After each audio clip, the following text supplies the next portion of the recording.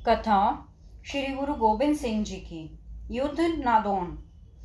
इस समय राजा भीमचंद के साथ उसके सहायक यह राजे थे: राजा राम सिंह जसवालिया, पृथ्वीचंद डडवालिया, सुखदेव जसरोटिया। इन राजाओं के साथ तथा इनकी सेना सहित राजा भीमचंद नादौन वहां पहुंच गया, जहां कृपाल चंद अलफ खां की सहायता के लिए पहाड़ी पर काठगढ़ यानी लकड़ी के साथ एक पक्का वाड़ा बनाकर उसमें फौज लेकर बैठा हुआ था। जब भीमचंद की फौज इस काठगढ़ के सामने आई तो दोनों ओर से मारो मार करके शस्त्र अस्त्र चलने लगे, परंतु राजा कृपाल चंद ने काठगढ़ को तीरों बंदूकों की बौछार करके इन्हें पीछे हटा दिया। इतनी देर में पीछे गुरु जी भी भीमचंद की सहायता के लिए योद्धे लेकर पहुंच गए। गुरु जी के योद्धाओं ने काठगढ़ के सामने से हल्ला बोल दिया। दोनों ओर से तीरों गोलियों की वर्षा होने लगी। अनेक शूरवीर खूनों खून हो गए। इस समय हनुमान को मानकर राजा भीमचंद आप आगे होकर क्रोध से शत्रु सेना पर जा झपटा। भीमचंद ने आप काठगढ़ ऊपर हल्ला बोल दिया तो राजा कृपाल चंद अपने साथी राजा दयाल चंद बिजड़वालिये तथा अपने योद्धाओं के साथ कृपानों से काठगढ़ के बाहर निकलकर दो दो हाथ करने लगे।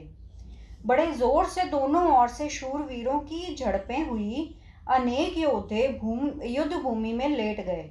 इस सख्त मुठभेड़ में कृपाल चंद के साथी राजा दयाल चंद सतगुरु जी के आगे हाथों बंदूक की गोली खाकर वृक्ष के टहने की तरह घोड़े से गिरकर दम तोड़ गए। इस शूरवीर की मौत से कृपाल चंद के सैनिकों के हौसले टूटे हुए देखकर भीमचंद ने बंदूकों से तीरों के बाणों की झड़ी लगा दी, परंतु जब कृपाल चंद और अलफ खां अभी भी युद्ध भूमि में खड़े होकर लड़ते रहे तो गुरु जी ने बंदूक छोड़कर तीर कमान पकड़कर 7 बाण दुश्मनों पर चलाए। इन बाणों से अनेक शूरवीर धरती पर गिर पड़े तो धरती खून से रंग गई। शत्रु दल मैदान छोड़कर भाग गए तथा राजा भीमचंद की जय जयकार हो गई। रात के अंधेरे में अलफ खां अपनी जान बचाकर भाग गया। आलसुन गांव के लोगों का सुधार। सदगुरु जी इस युद्ध के बाद 8 दिन नदी के किनारे नादौन शहर रहे। तदुपरांत जब आप जी आनंदपुर वापिस आ रहे थे तो रास्ते में आलसुन नाम के एक गांव के लोगों ने गुरु जी को देखकर नमस्कार न किया और न ही कोई भेंट अर्पण की। देखकर हंसते और सिखों को मजाक आदि करते रहे। उनकी कुबुद्धि को देखकर गुरु जी ने दीवान नंदचंद को आज्ञा दी कि इन लोगों का सुधार करने के लिए इनके घर बार लूट लो। इस आज्ञा के बाद गांव के जिस आदमी ने सिखों से क्षमा मांग ली उसे छोड़कर बाकी सबके घर बार लूटकर सिख आनंदपुर आ गए। साहिबजादे का जन्म। आनंदपुर पहुंचकर सुबह शाम दीवान सजाकर गुरुजी देश प्रदेश से आई संगत को दर्शन उपदेश देकर आनंदित करते। सुबह शाम कीर्तन पाठ और उपदेश होते। शाम के समय ऐतिहासिक प्रसंग, शस्त्रास्त्र विद्या के अभ्यास के लिए जंगल में शिकार खेलने के लिए जाते। इस तरह धर्म और कर्म में गुरुजी सदा ही लगे रहते। इन दिनों में ही युद्ध के बाद माता जीतो जी की पवित्र कोख से साहिबजादे का जन्म हुआ। गुरुजी ने इनका नाम जुझार सिंह रखा क्योंकि यह नादौन युद्ध के समय गृह आए थे।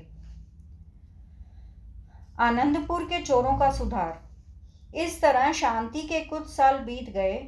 गुरु जी के सिखों ने इलाके में से बहुत चोर डाकू पकड़कर उनको सख्त सजाएं दी, जिस कारण कई लोग डर से शहर छोड़कर ही भाग गए, परंतु बाद में भूखे मरते फिर कई आनंदपुर वापिस आ गए। दिलावर खां की चढ़ाई तथा भांज। जब अफल खां ने हार खाकर अपना सारा हाल सूबा लाहौर को जा बताया तो दिलावर खां ने गुरु जी से बदला लेने के लिए बड़े क्रोध से अपने पुत्र खानजादा को भेजा कि आनंदपुर को नष्ट करके तथा पहाड़ी राजाओं से कर वसूल करके जल्दी वापस आ जाना। खानजादा फौज लेकर सरसा नदी के पार ठहर गया और रात को हमला करने की तैयारी करने लगा, परंतु सर्दी की ऋतु होने के कारण सैनिक समय पर हमला न कर सके। इधर जब गुरुजी को पता चला कि दुश्मन फौजें नदी के पार ठहर कर हम पर हमले की तैयारी कर रहे हैं, तो आपने अपने योद्धाओं को हुक्म दिया कि शत्रु को नदी को पार न करने दो, आगे जाकर शत्रु पर भरपूर हमला कर दो। इस आज्ञा के अनुसार जब सिख योद्धे धौंस से व नगाड़े बजाते हुए मारो मार करके शत्रु की तरफ चल पड़े, तो खानज़ादा और उसके सैनिक सिखों ने के नदी के पार किनारे को सुनकर भयभीत हो गए तथा बिना किसी मुकाबले के ही वहां से वापस भाग गए। वापस भागते हुए खानज़ादे ने रास्ते में एक गांव बरवा को लूटकर फौज को खाने को दिया। हुसैनी युद्ध। भागकर तब खानज़ादा ने लाहौर पहुंचकर अपनी बहादुरी तथा बुद्धिमत्ता अपने पिता को भागकर आ जाने में ही बताई। तो फिर हुसैन खान जर्नैल ने गुरुजी के ऊपर चढ़ाई करके जीत प्राप्त करने के लिए अपने आप को तैयार किया। वह 2000 शस्त्रधारी लेकर गुरुजी के ऊपर चढ़ आया। हुसैनी ने बड़े जोर से चढ़ाई करके पहले पहाड़ियों के घरों को लूटा और फिर राजे गढ़वाल को अपने अधीन करके राजपुत्रों को कैदी बना लिया। हुसैनी कर जोर देखकर सारे पहाड़ी राजे उसको नजराना लेकर मिल पड़े, परंतु एक गुलेरिये राजा गोपाल चंद की हुसैनी ने से अनबन ही रही। उसने हुसैनी को कर देने से ना कर दी और अपने किले में ठन कर बैठ गया। हुसैनी ने गोपाल के किले को घेर डाला और गोपाल ने अपना आदमी भेजकर गुरुजी से सहायता मांगी। गुरुजी ने भाई संगतिया सिंह को 100 घुड़सवार देकर गोपाल की राजा भीमचंद तथा हुसैनी से सुलह करवाने के लिए उनको इकट्ठे बैठकर बातचीत आरंभ की।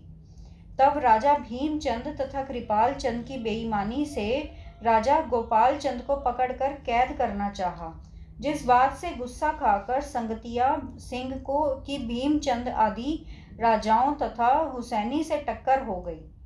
इस टक्कर में संगतिया सिंह और उसके साथी योद्धे शहीद हो गए। उधर हुसैनी और राजा कृपाल चंद भी अपने बहुत से साथियों के साथ मारे गए। गोपाल की जीत हो गई और जंग बिगड़ गया और योद्धे जंग की बातों को याद करते हुए अपने घरों को चले गए। हमें वाहेगुरु ने हाथ देकर रख लिया, शस्त्रों के बादलों की वर्षा और जगह ही हो गई, अर्थात जो हुसैनी हम पर फौज लेकर चढ़ा था वह राजाओं की मुठभेड़ से हमसे दूर दूर ही मर गया। साहिबजादे का जन्म। माता जीतो जी की पवित्र कोख से साहिबजादे ने जन्म लिया, जिसका नाम गुरुजी ने जोरावर सिंह रखा। गुरुजी ने कहा, अपने जोर से ही अकाल पुरुष ने हुसैनी का नाश किया है, इसके लिए यह सिंह जोरावर है। इस समय हुसैनी वध और साहिबजादे के जन्म की सम्मिलित खुशियां मनाई गई। ग्रंथों के अनुवाद व कवियों का सम्मान। सतगुरु जी की वीर रस और साहित्यिक रुचि की महिमा को सुनकर आप जी के पास गुणीजन अपने साहित्यिक गुण दिखाकर धन की प्राप्ति के लिए और दूसरे आप जी के दर्शन करने तथा अपना जीवन सफल करने के लिए आते थे। अच्छे 9 काव्य रसज्ञ कवियों को आप जी मुंह मांगा धन देते थे और जो कोई नौकरी करना चाहे उसको नौकर रख लेते थे।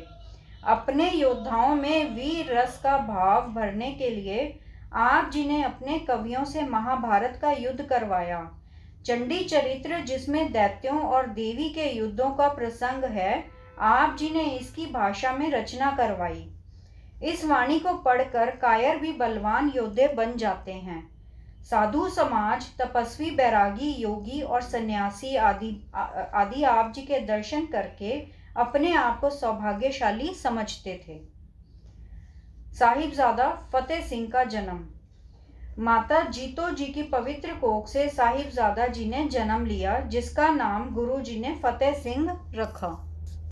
सतनाम सतनाम सतनाम जी, वाहे गुरु जी। सतनाम सतनाम सतनाम जी। वाहे गुरु वाहे गुरु वाहे गुरु जी। वाहे गुरु तेरा शुक्र है, शुक्र है, शुक्र है तेरा दात्या, तेरा शुक्र है।